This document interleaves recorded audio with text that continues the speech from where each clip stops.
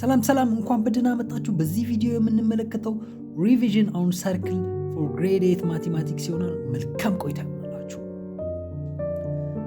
A circle is the set of all points in a plane having the same distance from a fixed point. ክብ የምንለው ከአንድ ነጥብ በእኩል ርቀት ላይ የሚገኙ የነጥቦች ስብስብ ነው። ነጥቦቹ ተሰብስበው መስመር ይሆናሉ። እነዚህ መስመር የሚሆኑት ነጥቦች ግን ከአንድ ነጥብ በእኩል ርቀት ላይ ይገኛሉ። The fixed point is called the center. Center is the middle point of the circle. ያ fixed point መነሻ ነጥባችን ሴንተር እንለዋለን፣ ማዕከል እንለዋለን። ለክቡ እንደ መገለጫ ወይም እንደ ስም መጠሪያ ሊሆን ይችላል። የክቡ አይደንቲቲ በዚህ ሴንተር ይወሰናል። Circumference is the total distance around the edge of a circle. Circumference የምንለው በሰርክሉ ዙሪያውን ዳርዳሩን ያለው ርቀት circumference ይባላል። The fixed distance is the radius of the circle. Fixed distance አለ ብለናል ከሴንተሩ እስከ ሰርክሉ ላይ እስካሉ ነጥቦች። ይህንን radius ብለን እንሰይመዋለን ማለት ነው። Radius is the fixed distance from the center point to the circle.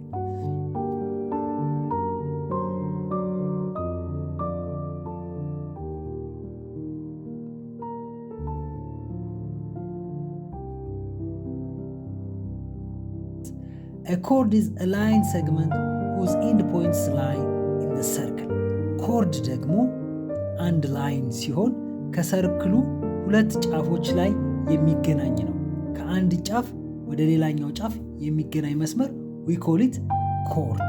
ስለዚህ ሁለት ፖይንቶችን ይነካል ማለት ነው በሰርክል ላይ። Diameter is the longest chord that passes through the center of the circle. በማዕከሉ ላይ የሚያልፈው በሴንተሩ ላይ የሚያልፍ chord we call it diameter. The diameter is twice as the radius of a circle. የአንድ ክብ ዲያሜትር የራዲየሱን ሁለት እጥፍ ያክላል። ስለዚህ ከሰርክል ላይ ራዲየስ፣ ዲያሜትር and circumference የሚሉትን ቶፒኮች አይተናል ማለት ነው። An arc is a curved portion of a circle. arc የምንለው ከርቭ የሰራ የሰርክል ክፋይ ነው፣ የሰርክሉ ቁራሽ ነው ማለት ነው። That is a portion of a circle. Tangent line is a line that intersects a circle in exactly one point. Tangent line የምንለው አንድን ሰርክል በአንድ ነጥብ በኩል የሚጋራ ወይም አንድ ነጥብ በኩል የሚገናኝ መስመር ነው። ታንጀንት ላይን እንለዋለን። አንድን ሰርክል አንድ ቦታ ብቻ አግኝቶ የሚያልፍ መስመር we call it tangent line. A secant line is a line that intersects a circle in two different points.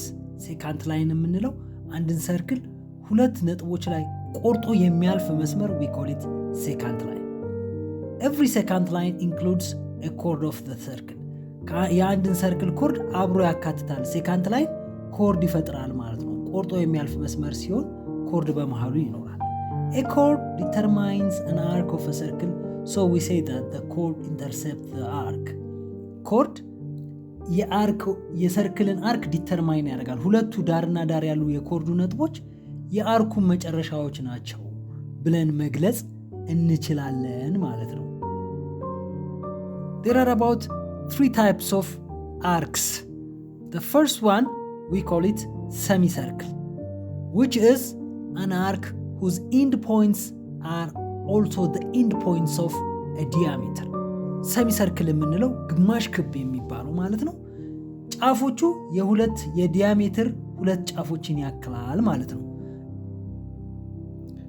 And also we have minor arc, which is the part of a circle less than a semicircle. ከግማሽ ክቡ ያነሰ ደግሞ ቁራሽ የሰርክል ቁራሽ we call it minor arc እንለዋለን ማለት ነው። Similarly we can have a major arc. The major arc is the part of a circle greater than a semicircle. ከግማሽ ክቡ የሚበልጥ ደግሞ ትልቅ የአርክ አይነት we call it major arc ማለት ነው። A segment of a circle is the region bounded by a chord and the arc of a circle በኮርድና በአርክ መካከል የሚገኝ ክፍል ቦታ ከሰርክል የሚገኝ ክፍል we call it segment ማለት ነው። A sector of a circle is the region bounded by two radii and an arc of the circle በሁለት ራዲየሶች እና በአርክ ወይም በሰርክል ቁራጭ መካከል የሚገኝ ቦታ we call it ሴክተር እንለዋለን። በክብ መሃል ላይ ያሉ ሴግመንት ሴክተር የሚባሉ ደግሞ ይዞታዎች ወይም ኤሪያዎች ይኖሩናል ማለት ነው። A good example for a sector is pizza ወይም አምባሻ ጥሩ ምሳሌዎች ናቸው ሴክተርን ለመግለጽ እኛ ከምናውቃቸው ውስጥ ማለት ነው።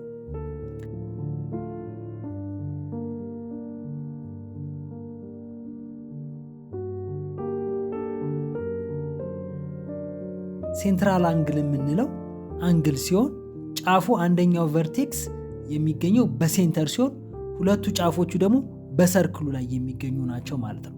The measure of a central angle in a circle is equals to the measure of intercepted arc ከአርኩና የሴንትራል አንግሉ ሜዥር እኩል ነው።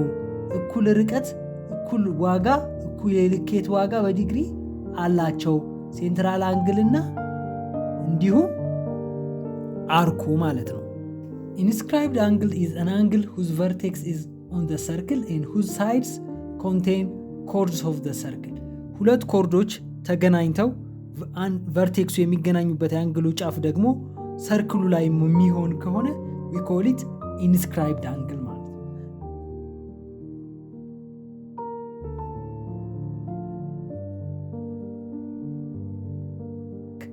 የሚፈጠረው አርክ የሚያቋርጠው አርክ የሱን ግማሽ ያክላል የአንግሉ መጠን ማለት ነው። ለምሳሌ መመልከት እንችላለን። የአንግሉ መጠን እንዴት የአርኩን ግማሽ እንደሚያክል እንመልከት። 40 ዲግሪ አንግል ቢኖረን በኢንስክራይብድ አንግል የአርኩ መጠን 80 ዲግሪ ነው የሚሆነው ማለት ነው።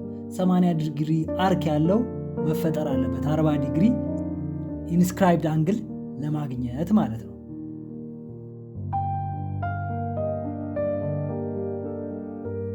በተጨማሪም እርስ በራሳቸው ኢንተርሴክት የሚያደርጉ ኮርዶች የሚፈጥሩት አንግሎች ቨርቲካሊ ኦፖዚት አንግል ተመሳሳይ አንግሎች ቢኖሩ እነዚህ አንግሎች መጠናቸው የሚሰላው በሚፈጠረው አርኮቹ እነሱ በፈጠሩት ሁለቱ አርኮች ድምር ለሁለት ሲካፈል የሚሰጠው የአንግሉ ዋጋ ነው። ለምሳሌ አንግል አልፋን እዚህ ጋር ብንፈልገው አርክ ኤቢ ሲደመር አርክ ሲዲ ለሁለት ሲካፈል የሚሆነው ነው። በቁጥር ብንመለከት አልፋን እዚህ ጋር ብንፈልግ ባለ 20 ዲግሪ አርክ እና ባለ 30 ዲግሪ ተፈጥሮ ቢሆን አርክ ኤቢ 20 ዲግሪ አርክ ሲዲ ደግሞ 30 ዲግሪ ቢሆን የሁለቱ ድምር ውጤት ሲካፈል ለሁለት የሚሰጠን አንግሉን ይሆናል። አልፋን አገኘነው ማለት ነው። ይኸውም 50 ሲካፈል ለሁለት 25 ዲግሪ ይሆናል ማለት ነው። ስለተከታተላችሁን በጣም እናመሰግናለን። በቀጣይ የተሰጡትን ኤክሰርሳይሶች እንድትዝናኑባቸውን እንጋብዛችኋለን። መልካም ጊዜ ይሆንላችሁ።